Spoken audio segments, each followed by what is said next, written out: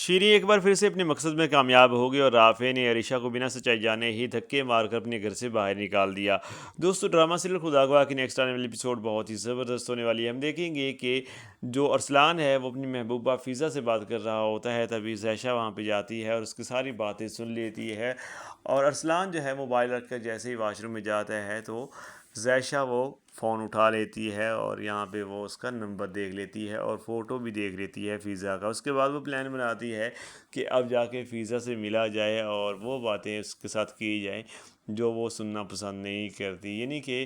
اب وہ فضا کو ارسلان سے دور کرنا چاہتی ہے۔ وہ فضا کی شادی جو ہے کہیں اور کروا دے گی، یعنی کہ وہ اس طرح کی باتیں کرے گی جس سے فضا کو یہ لگے گا کہ ارسلان جو ہے وہ جھوٹا ہے اور اس نے زیشہ کے ساتھ محبت یعنی کہ پسند کی شادی کی ہے،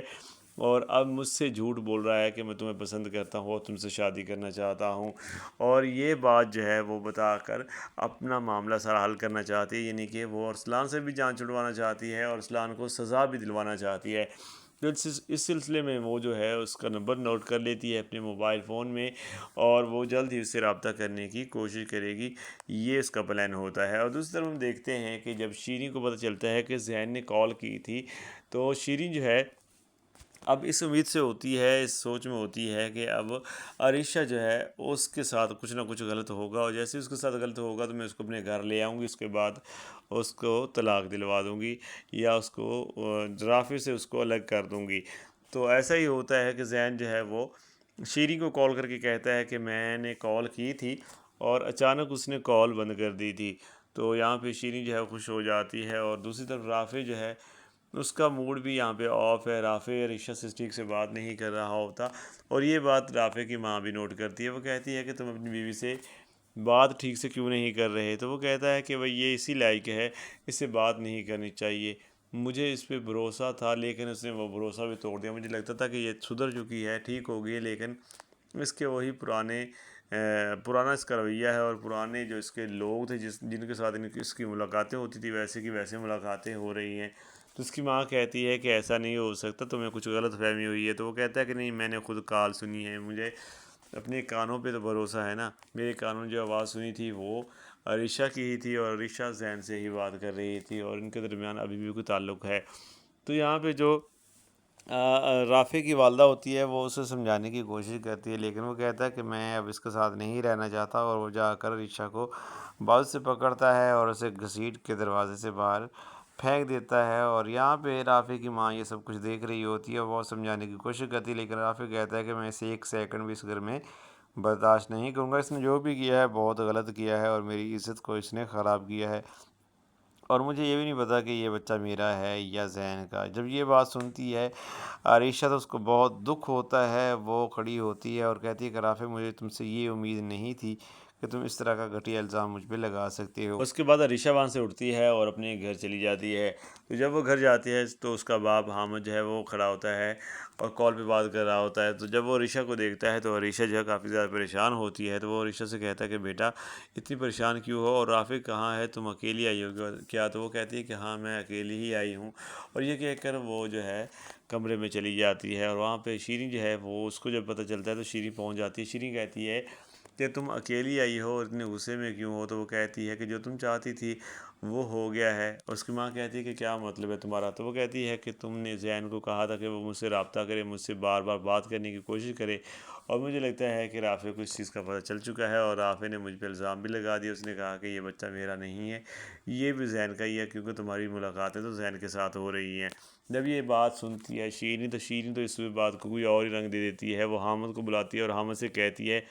کہ دیکھا اپنے اس لاڈلے کی حقیقت، یہ کس طرح کا بدتمیز انسان ہے، اپنی ہی بیوی پہ گھٹیا الزام لگا دیا۔ تو یہاں پہ جو عریشہ ہوتی ہے وہ کافی سمجھانے کی کوشش کرتی ہے اپنی ماں کو، لیکن اس کی ماں کہتی ہے کہ اب تم ایک لفظ نہیں بولو گی، تم خاموش رہو، تمہارے ساتھ جو ہونا تھا ہو گیا، اس نے جو کرنا تھا کر لیا ہے، لیکن اب تم اس کے ساتھ ایک سیکنڈ بھی نہیں رہو گی۔ تو حامد کہتا ہے کہ کیا کہہ رہی ہے تم، کیا ہوا ہے؟ تو وہ کہتی ہے کہ تمہاری بیٹی کے اوپر سے نے الزام لگایا ہے کہ یہ جو بچہ ہے یہ اس کا نہیں ہے، بلکہ اس لڑکے کا ہے جس سے اس کی پہلے ملاقاتیں تھیں یا جس کو یہ پہلے پسند کرتی تھی۔ تو حامد کہتا ہے کہ تم کیسی بکواس کر رہی ہو، اس طرح کی بات وہ نہیں کر سکتا۔ رافع ایک سلجھا ہوا لڑکا ہے اور سمجھدار بھی ہے، وہ کبھی بھی ایسا الزام اس پہ نہیں لگا سکتا۔ تو یہاں پہ عریشہ جو ہے کہتی ہے کہ بابا الزام اس نے مجھ پہ لگایا ہے، لیکن بات جو ہے نا وہ دراصل ایسے ہے کہ وہ جیسے بتانے لگتی ہے تبھی جو شیریں ہے وہ کہتی ہے کہ تم کمرے میں جاؤ، تمہارا یہاں پہ کام نہیں ہے،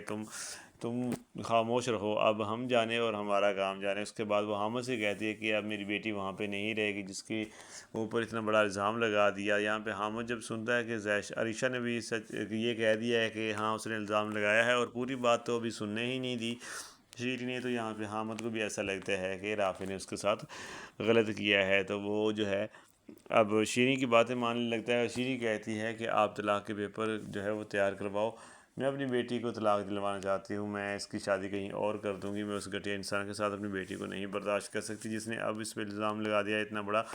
آگے چل کے پتہ نہیں کیا کرے گا۔ تو حامد کہتا ہے کہ ایک بار بات تو کرنے دو اس سے، تو وہ کہتی ہے کہ نہیں، ایک بار نہیں بات کرنی بلکہ ہم نے ابھی طلاق ہی لینی ہے۔